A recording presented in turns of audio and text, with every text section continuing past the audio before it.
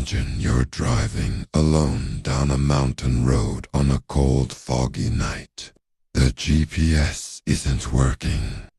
Your phone can't get a signal. And you see an old sign by the side of the road. Black Hollow Mountain. Do not proceed. But the strange thing is, it was never officially explained why that sign was there, because some people who went down that mountain road never came back. Their cars were found. Their tents were found. Their belongings were found, but they themselves were as if they had vanished from the face of the earth. Dozens of people disappeared over the years. There were no clues. There were no witnesses. There were no bodies until Daniel Carter, a tenacious detective, took on the case. And what Carter found would uncover not just a case of missing people, but a much older and more terrifying truth. Black Hollow Mountain was an isolated area in northern America, covered in dense forests. The nearest settlement was a small town called Raven Creek. The townspeople had been saying the same thing for years. Don't go up that mountain road at night, but tourists, campers, and adventure seekers didn't take these warnings seriously. The first disappearance occurred in 1997.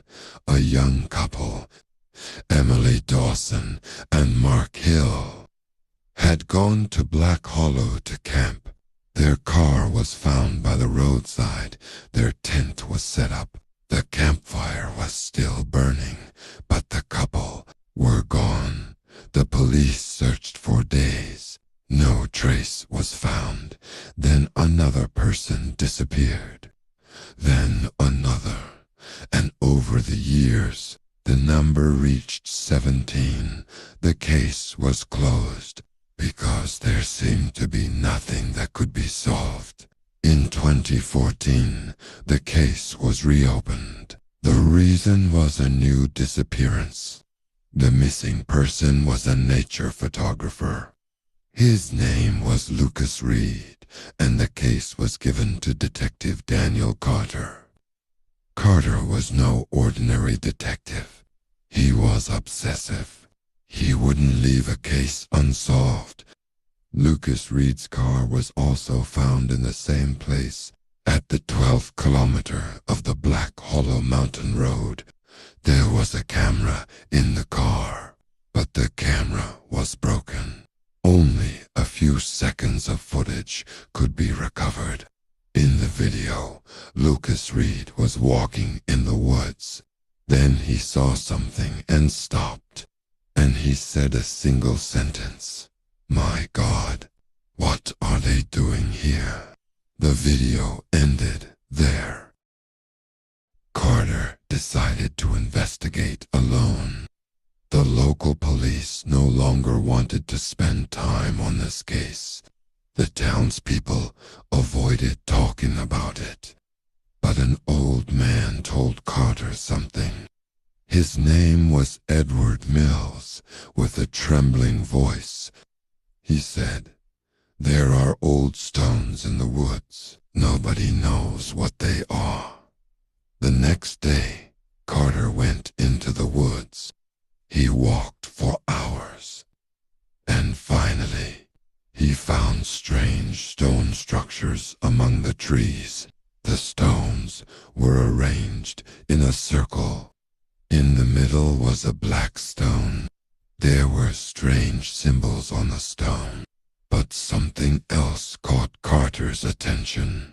The ground looked like it had been dug up. Carter started digging, and a few minutes later, he found human bones. Then another. Then another. The bones unearthed from the ground didn't belong to a single person. There were multiple people buried there. When forensic examination was conducted, a horrifying truth emerged. The bones belonged to many of the people who had disappeared over the years. But there was a strange detail. All of them had broken rib cages. It was as if their hearts had been removed. This wasn't a murder. This was a ritual. Carter delved deeper into the investigation, and he went into the town's past. In the 1890s, there was a small cult living in the area. Their name, the Hollow Circle. This cult believed in an ancient entity living inside the mountain. They called it the Sleeper Beneath. According to the cult, if this entity awakened, the world would face catastrophe. Therefore, they performed rituals to put it to sleep. The most important part of the ritual was the human heart. Carter went back into the woods. This time, it was night. The moonlight filtered through the trees, and he saw a light in the distance. There were people deep in the woods. They wore dark robes. They stood around a stone circle.